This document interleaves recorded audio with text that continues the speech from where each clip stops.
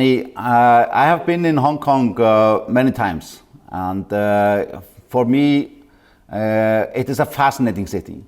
And therefore, obviously, when we had the riots, I was very worried about the future of Hong Kong. So now we have gotten through the worst of it, and I believe that there's a bright future ahead. But I think that because of the Greater Bay Area policies, the role of Hong Kong and the position of Hong Kong will be a bit different from it was before. So I'm really curious about how this policy about the Greater Bay Area is going to work, and what will be the role of Hong Kong. Actually, our Chief Executive, Mrs. Carrie Lam, together with the Chief Executive of Macau, our good friend, Mr. He, they were in Guangzhou to meet with the Vice Premier Han Zheng just only last week, because they attended the Bao Forum in Hainan, and then they went to meet Vice Premier Han Zheng, who met them in Guangzhou and assured them that the Greater Bay Area with Shenzhen and Guangzhou, even Guangzhou and Guangdong is actually in the movement to support Hong Kong and Macau to become a kind of a platform for future business development in FDI, foreign direct investment, and also using Hong Kong as I would say, as a gateway to go out to the international business. So, of course, Han Zheng, Vice Premier, asked Hong Kong to put our law and order, because you notice in Hong Kong 2019, Hong Kong really suffered a lot because of the riots and a lot of the problems. So 2020, because of the pandemic, Hong Kong also did not come through. But then because of the support from central government and the support from Shenzhen, Hong Kong companies are going to get a lot of advantages to develop business in the Greater Bay Area. That's why I suggest a lot of my friends from overseas to say, why don't we set up a business in Hong Kong first and use it as a Hong Kong-based company to get advantages to do business in the Greater Bay Area. And vice versa, a lot of the companies in the Greater Bay Area are opening up posts for the young Hong Kong people. I understand some Hong Kong young people, if they go to work over across the border in Shenzhen, they will get at least about 15,000 to 20,000 Hong Kong dollars a month, which is very high. That is about nearly 1,500 to 2,000 euro a month, all right? Of course, not excluding tax. Hong Kong, the tax is very simple. Actually, we are not even taxable for a person getting about 15,000 Hong Kong dollars. And it's a good way for them to get an experience to work over in the Greater Bay Area. And also, there are certain advantages for the areas developed by Hong Kong, what we call the Belt area, together jointly with the Shenzhen municipality and also with the Guangdong people. So the Chief Executive, Mrs. Carey, is very excited about a lot of the advantages for Hong Kong to be connected or immersed into the Greater Bay Area. There's actually a lot of advantages for us because Hong Kong, we have a lot of university students. They need to have other jobs. They can't just only concentrate on finance. And across in the Greater Bay Area, they can become their own business person. They can run their own coffee shop or run their own art and design shop, a lot of interior design. There are normal advantages and openings. So Hong Kong is becoming a place that we are bringing in more young people from overseas to work with us and then bring them to work in the mainland in the Greater Bay Area. Or vice versa, we are working closely with the young people in the Greater Bay Area in Shenzhen and then also bring them to work in Hong Kong and work overseas. So Hong Kong is becoming a gateway and a conduit to bring in talents and also to bring out talents and also bring in more technology. Not high technology, but young people who are doing something for their own and they can become their own business person and entrepreneur in the Greater Bay Area. So I think this is the very unique point for Hong Kong.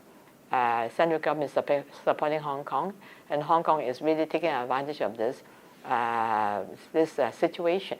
So actually, Hong Kong will become much, I will use the word, it's becoming another higher level of Hong Kong, not the Hong Kong of the old days, but Hong Kong of the future will be green technology, finance in Hong Kong, shipping condo in Hong Kong, and also in terms of the young people, they have a much bigger area for them to develop their dreams. Yeah. Yeah, so you think, Annie, that we will also see young people from the Greater Bay Area, from mainland China, moving into Hong Kong more? I think they will live in the Greater Bay Area.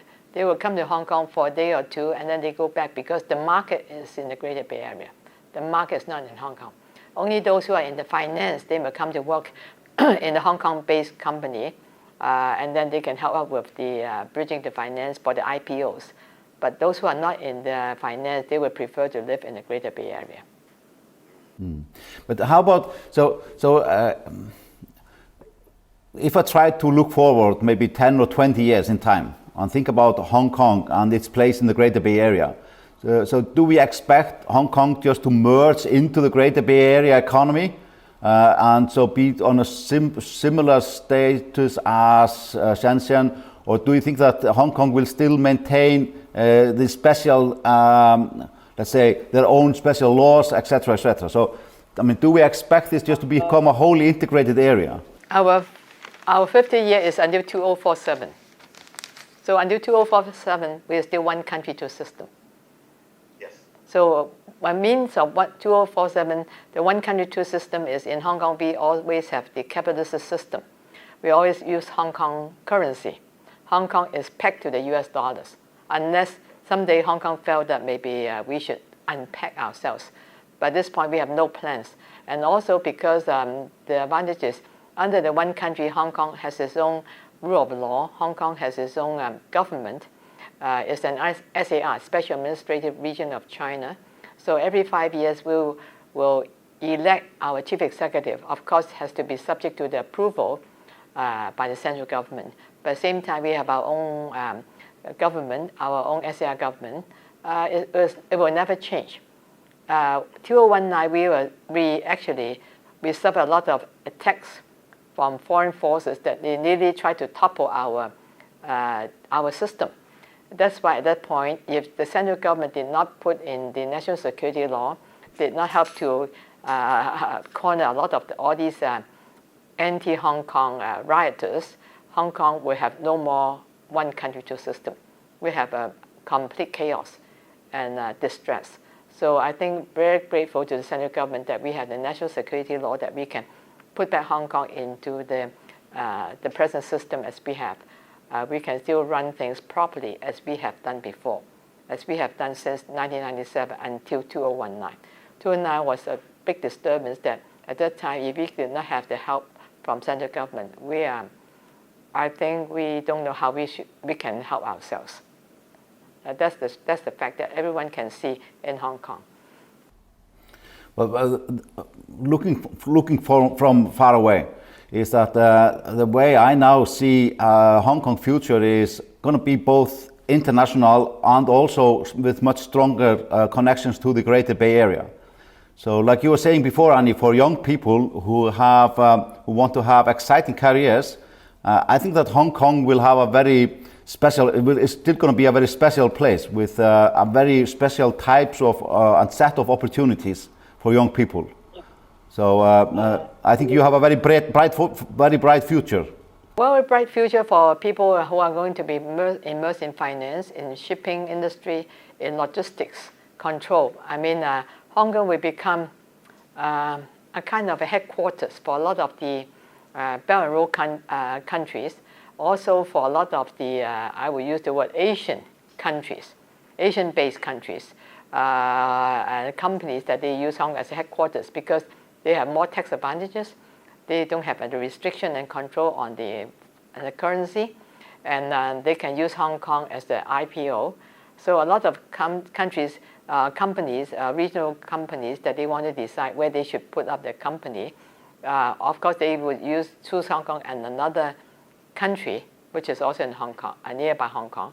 But I think eventually they find that they have more advantages because they can use Hong Kong for the listing for IPR and also for the IPO and everything else, more advantages. And they are protected. And also there's a big market for them to go through Hong Kong into mainland China. And also we have more and more universities using Hong Kong as a base, and also some universities overseas are also setting up the universities in Shenzhen. So when you have a lot of universities, you have talents, you have know-how and people. And also because of flexibility of the restriction on foreign currencies and tax advantages in Hong Kong, I think this is the advantage Hong Kong can offer to people. Mm-hmm. So that's why Hong Kong is a good gateway or a good place to have a center of operations in terms of investing into the Greater Bay Area. And also Hong Kong will be useful for traveling to a lot of the cities around, I would say, Southeast Asia. Very convenient. And also they can use all kinds of traveling because of the flights and all the coordination to different, I would say, ASEAN countries too. Yeah, yeah. How long does it take to go with a train from Hong Kong to Shenzhen? 20 minutes. Only 20 minutes? Very short. Very short. Yeah. It's very convenient now. But actually, in a way, in future, it's no bother. You can go in and out. So, but anyway, it's not a problem because most of the business people eventually will live in Shenzhen and travel back to Hong Kong. So that's why the land prices and the what we call when you want to buy an apartment, it's getting more expensive in Shenzhen than Hong Kong. Yeah. Okay, that's very impressive actually, because we all know that the land in Hong Kong is very expensive. Yeah. Yeah, yeah. So that's an indication. That's an indication. Yeah. Yeah. Exactly. Exactly. Now I think that as Hong Kong will develop, I think that even though we had all these troubles in 2019, early 2020. I think that Hong Kong will actually emerge even stronger now because of the Greater Bay Area and the access for Hong Kong to the Greater Bay Area. So this is very interesting for us. I think our stock exchange is moving very fast. The index is going up. A lot of the companies are getting themselves delisted from overseas and come back to have the second or third listing in Hong Kong. And we are talking about another SPAC program to give advantages of companies to be listed in Hong Kong. So Hong Kong is becoming a very big player for IPOs now. So also because Hong Kong is very much linked up to the Belt and Road system through the ASEAN countries. So when people are developing business in Vietnam and other countries along the Belt and Road, they're also using Hong Kong as a base too. Okay, yeah, thank you.